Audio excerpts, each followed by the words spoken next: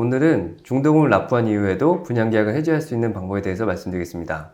지난 영상에서 말씀드렸듯이 원칙적으로 중도금 납부를 이행의 착수로 보기 때문에 계약금을 포기한다 해도 단순 변심으로 인한 일반 계약 해지는 불가능합니다. 상황이 이렇다 보니 당장 변호사 사무실을 찾아가기에도 마음이 무겁고 부담되실 텐데요. 그래서 오늘은 제가 실제 상담할 때 어떤 관점으로 상담을 하는지, 그리고 여러분께서 가장 헷갈려 하시는 부분, 그리고 가장 궁금해 하시는 부분을 중점적으로 콕 집어서 설명을 드릴 테니까요. 오늘 영상을 꼭 시청해 주시기 바랍니다. 지난 영상에서 다뤘지만 방문 판매법은 여러분이 직접 검색해서 분양사무실로 찾아가는 것이 아니라 전화, 문자, 오픈 채팅방 또는 길거리에서 사은품을 주면서 유인해서 방문하게 된 경우에 적용됩니다. 길거리 다니시다 보면 사은품을 들고 모델하우스 한번 보고 가세요 하는 분들 많이 보셨을 텐데요. 바로 그런 경우가 방문 판매법이 적용되는 경우입니다.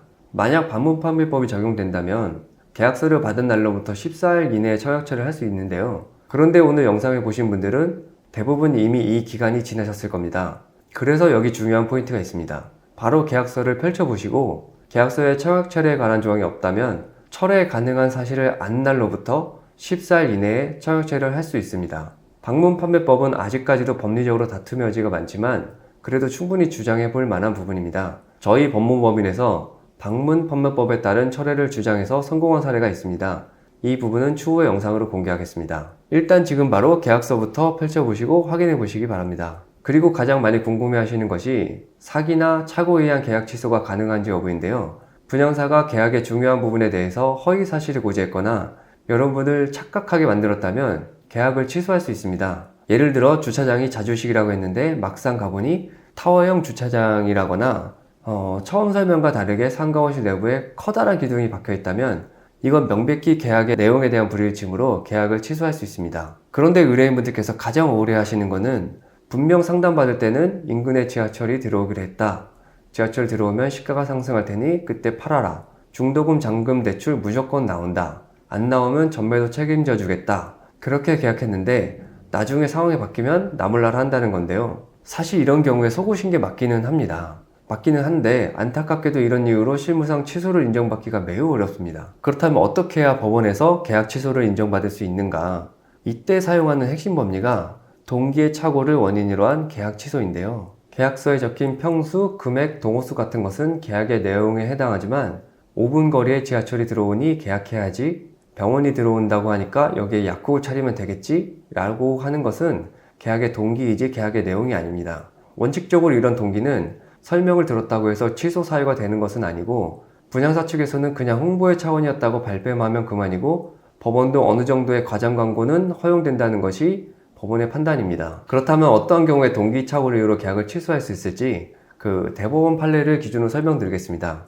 그 동기를 당의 의사표시의 내용으로 삼을 것을 상대방에게 표시하고 의사표시 해석상 법률행위의 내용으로 되었다고 인정되면 충분하고 당사자들 사이에 별도로 그 동기를 의사표시의 내용으로 삼기로 하는 합의까지 이루어질 필요는 없지만 그 법률행위의 내용이 착오는 보통 일반인이 표의자의 입장에 섰더라면 그와 같은 의사표시를 하지 아니하였으리라고 여겨질 정도로 그 착오가 중요한 부분에 관한 것이어야 한다 라고 판시하고 있는데요. 판례 내용만 봐서는 딱 와닿지 않으실 텐데 제가 예를 들어 설명드리겠습니다. 가령 이 건물에 대형 병원이 들어오기로 확정됐다는 말을 믿고 약국 독점 자리를 분양받았는데 나중에 병원이 들어오지 않게 되는 상황을 가정해 보겠습니다.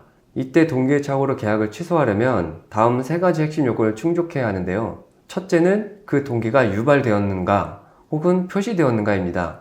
여러분이 분양사 측에 병원이 안 들어오면 저는 계약하지 않겠습니다 라고 의사를 분명히 표시했거나 혹은 분양사 측에서 병원 입점이 확정이라는 거짓 광고를 하여 착각을 적극적으로 유발했는지 확인해야 합니다. 둘째로 착오가 중요 부분인가인데요. 지나가는 사람 누구를 붙잡고 물어봐도 병원이 들어오지 않는 것을 미리 알았다면 절대 이 계약을 체결하지 않았을 것이다 판단된다면 그 동기는 중요한 부분으로 평가될 것입니다.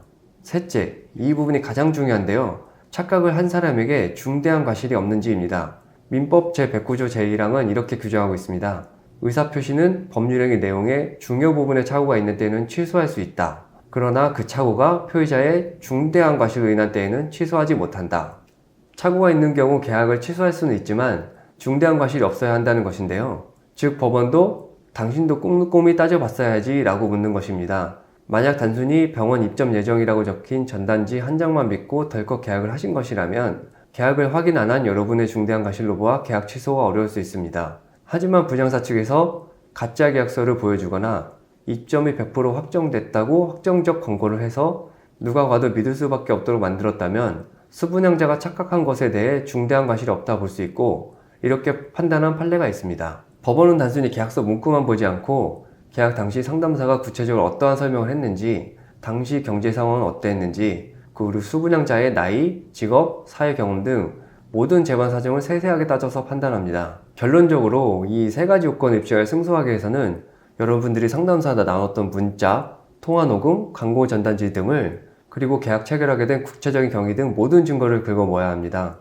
오늘은 중도금을 납부한 이후에도 계약을 취소할 수 있는 방법 중 여러분께서 가장 궁금해하시는 방법을 알아봤는데요.